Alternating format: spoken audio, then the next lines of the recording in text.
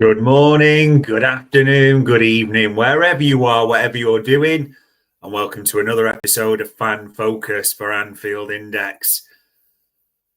Bugger me, you thought it could just be a great week, didn't you, eh? After a standard result against Villa at home, you're thinking we're starting to see a few signs we like. An amazing result at home to Real Madrid, which, let's be honest, everyone's going to get up at home for Real Madrid. Fans, players, everyone alike. We still got to get the result, and we delivered the performance. And then that Sunday, to turn that in, I mean, there was a million and one things wrong with that performance, wasn't there, in terms of the tactics, the players' attitude, I thought, the decisions made by the manager, that there's so much we can go through. And the one thing I always like about Fan Focus is it's good to get the fan takes. What are people actually saying who watch and follow the Reds? Not always just national media nonsense, which will always be a part of it. I'm your host, Dave Davis, coming to you from cold outside in Edinburgh. It's absolutely see your breath freezing. Fingers crossed it's a bit nicer wherever you are in the world. But let's get into it. Now, naturally, we talk about fan reactions, but there's a little bit of official stuff in here, and quite importantly at the same time. And your opinions on this will be interesting because this is probably the right place to start. One of the two big stories that have developed today. First saw the tweet from Lewis Steele, so shout out to him on that. But Liverpool have contacted the PGMOL to raise significant concerns about Virgil van Dijk's disallowed goal against Manchester City. They believe a mistake was made and that the goal should not have been ruled out. No shit. I think every man and his dog knows that goal should have stood yesterday. In fact, the more and more I watch it back, and we talked about this with David Lynch on Media Matters, it's just not a difficult decision, is it? It really is. And why? We can get into Michael Oliver territory a bit here and the decisions he's given historically as well. But I just don't think I'll be able to explain it. And thinking about others explaining it, again, this isn't fans, but this is pretty telling. Look at this. I mean, Wayne Rooney, a man who's just been absolutely done over by Virgil van Dijk, flambéed in midweek. Look at what he said. The Van Dijk goal should have stood. I don't think Andy Robertson delayed Donnarumma diving at all. Of course he didn't. He could see it wasn't going to stop it regardless. It was nothing to do with Robbo at all. And Robbo, it's important to say afterwards, even mentioned, it should have stood. I mean, Christ. Glenn Hoddle, I don't know if you asked Eileen about this. If you know, you know. But the Liverpool disallowed goal sums up the game at the moment. Such a poor decision. Refs understand the rules, but don't understand the game. Robertson reads the situation. He's ducking down as Van Dijk is heading the ball. And I want City to chase Arsenal. And he's also spelled Van Dijk in terms of Virgil. Well, not Virgil, Dick, more than anything, and Mary Poppins, but a different conversation. I mean, even Gary Neville last night was saying, it should have stood, for God's sake. It just wasn't a difficult decision. And yet the fact that Liverpool have said they've got concerns about a decision to the PGMOL, we've all got concerns about the PGMOL and Michael Oliver, full stop. Nothing to do with that penalty. But I'm telling you, this is how it's going to play out. Do you remember when, I don't know, what is it, 3-4 months ago, Nottingham Forest went to the Premier League and talked about, we got decisions, and they had a case, don't get me wrong, about, different things, and Mark Clattenburg was involved in their advisor because they had about 5-6 things go against them incorrectly. Do you remember what Sky Sports and their acolytes did? You heard Neville and the others jump on it straight away, going, it's disgrace, it shouldn't be done. I guarantee you, bet my ass, as much as you want, Gary Neville and his people or whatever random overlap nonsense will be on this week going, sour grapes, poor from Liverpool, blah, blah, blah. That is what's going to happen. I absolutely promise you that. So it's not going to change anything. And shout out to be fair, Trev on this one, because he tweeted this about, what was it, 40 minutes ago or so, in terms of, this. What's the point? That shower incompetent at best, bent at worst. What do we think will be the result of them investigating themselves? Concentrate effort on not being shy in the next game instead. Now, we know it wouldn't have made a difference. Of course it wouldn't. But probably Trev's right when I come down to it. What is the point? What's it going to do? You can almost let the shyness just speak for itself a little bit in this. Nothing's going to happen. It might even potentially count against us because, if those refs even, try and actually become bent against us. Yeah. I'm not sure it's the best move, but then again, I understand why they've done it. And yeah, I said at the top of the show, this was the second biggest story because this one is an absolute disgrace. And this isn't over-egging anything at all. I'm genuinely flabbergasted at this one and how the BBC have arrived at this decision, not once, but twice. I mean, as James Pearce has tweeted there, Liverpool have contacted the BBC today to register their fury over the use of disgraced former newspaper editor Kelvin McKenzie as part of their coverage. Peter Scarr from the Hillsborough supporters, or Hillsborough survivors support alliance, it's insulting and it's offensive. It's honestly, it was used twice, once, on a show, and about journalistic integrity. Kelvin McKenzie. I mean, it's not really almost right for me to say anything different than, when the Hillsborough Survivors Support Alliance talk, Liverpool fans stand on ceremony, and quite rightly. And as they said there, it's insulting and it is offensive. It's just, yeah. Ian Byrne, so I wanted to show this as well. He tweeted about it and agree with everything he said here. You couldn't make it up. The urgent need for reform of the British media has just been exemplified by BBC Breakfast bringing on Kelvin McKenzie to talk about integrity in journalism. And as he ends that tweet there, shame on BBC Breakfast. Absolutely. Should be embarrassed. It should really be an inquiry of how that's been allowed to happen. So I hope, I don't even know as I say this, what the appropriate action is, but I hope there is an apology issued to the relevant Hillsborough groups, Liverpool, as quickly as they possibly can. Just a disgrace. It really is. In terms of back to, football and us yesterday, I mean, what an abject performance. So bad in so many ways. And almost in terms of the shape, the lack of cohesion, almost a mid-block, the passiveness of it all. Just look at that Sam Maguire tweeted as a photo of the lack of cohesion yesterday.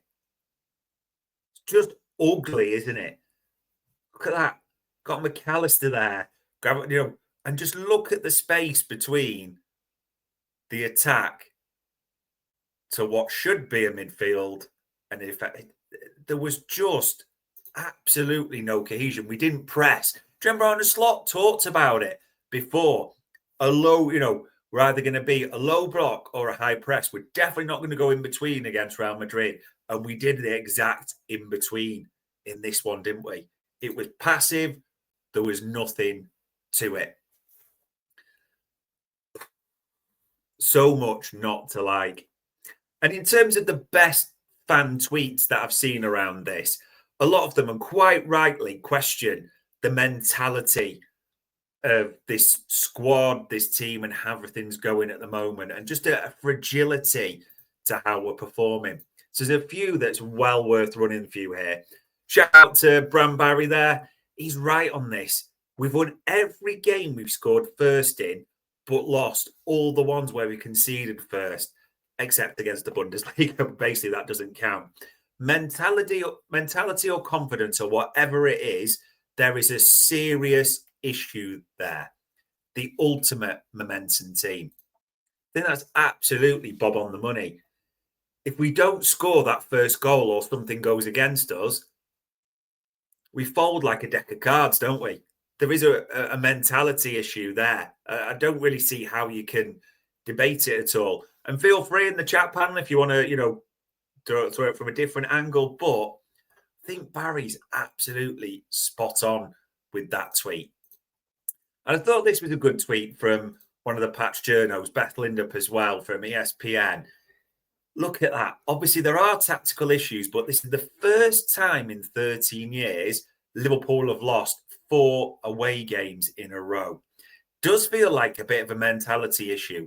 Not enough players up for the fight when they come under pressure, both physical and psychological, away from home. It's a consistent theme, isn't it? I think Beth's absolutely spot on there. The tactics were wrong completely, as Arne Slot admitted himself. But who did you look up at? As and Beth says there, who did you think they were up for the fight? They were battling. Who got pass marks for you yesterday? Maybe 1 or 2. Maybe Connor Bradley, who Pep singled out afterwards. Maybe Szoboszlai, Marmadash. But you're pushing it, aren't you? You're talking 2 out of 3 pass marks out of a whole entire squad. And it's that word that, Beth mentioned a few follow-up tweets, and the one I kept sawing quite rightly on, various posts. Passive. Really passive. I went a bit stronger, though, what I said earlier. I think Liverpool look weak. And there is a blueprint to beat this side. And it's got to be turned around really quickly. And Trev, I think, hit the nail on the head with this one as well. You can't have as many wonderful footballers that LFC have and look this devoid of a plan. That does ultimately land at Arne's feet. I hope he can sort it. I think we all do, to be honest, don't we? Because there's just massive concerns with what we're seeing. And in terms of other performances, I think this felt like a new low, didn't it? Because of the mentality, the passiveness, that we almost played for to try and draw, I would say, not lose. There wasn't any aggression across the pitch at all. There was so much that concerned you. And you heard Arne Slot talk afterwards, didn't you? And be honest and say, it was the tactics mainly. Trevor's right there. It does ultimately fall at his feet, doesn't it? Yeah. Not exactly the most joyous international break, which is crap enough at the same time as well. And shout out to LFC Hadouken on this one. I think this was right. We talked about blueprint. He tweeted, you can beat Liverpool by passing sideways, passing through them, physically being better, going long over them, or from set pieces. Such a weak side. We lost 7 games already. By this stage, November the 9th, Roy Hodgson had lost 5 games. Now, I do think the Hodgson thing is a bit strong, and people have been using that a lot recently, haven't they? It seems to be a thing because, let's be honest, Roy Hodgson was utter crap and he left quite quickly and he didn't win a league title at all like Arne Slot. Doesn't have a record at all like Arne Slot either, despite what the English media would have you believe. But the results,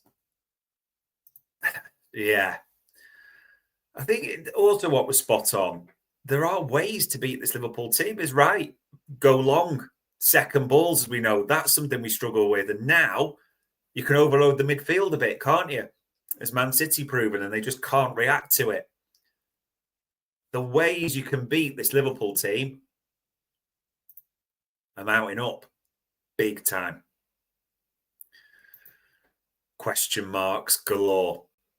Now, interestingly, one player that's got a lot of stick in the last sort of 24 hours, if you cast your eye over social media, is Ibrahima Konate. It's an interesting one, this one. Now, the main going to say culprit's too strong, but the main source of criticism, you probably saw this from Jamie Carragher yesterday on Sky Sports. I mean, that's a pretty strong statement, isn't it? When Liverpool concede, he is at the heart of it. I mean, he's had a terrible season, Ibu. Let's be honest, he's been poor bar the odd game, which has been the exception. And there's, of course, there's all the talk about his contract, Real Madrid, PSG, and all that. So that's going to keep sort of rearing its head until something's sorted one way or another. No doubt about it at all. But actually, what was interesting, there's been a bit of a case for the defence. Let's call it that. No pun intended. But Sam Maguire tweeted there, defensively shambolic, yes, but Konate was fairly decent on the ball yesterday. Kept getting the ball to the forwards, completed 70% of his long passes and comfortably ranked first for progressive passing yards. And gave a few examples of where, you know, he did pass it well and actually set some attacks off as well. It's a funny one. And Sam admitted this, I know, in various articles today. He should have done better for the goal. Should have got that away. But City purposely targeted him. That, you know, they marked Van Dijk and said, we're going to make sure Konate has the ball. But it's interesting, you know, the way his stats have been lined up there by Sam. And he's not the only one to sort of come in and defend Konate a bit. For me, and, you know, feel free to chuck your thoughts in on this one. We knew that was going to be the case, but we've seen the double pivot. We've seen a bit of a change in setup in the last few games before City, where we thought that's how they're trying to manage that issue right now.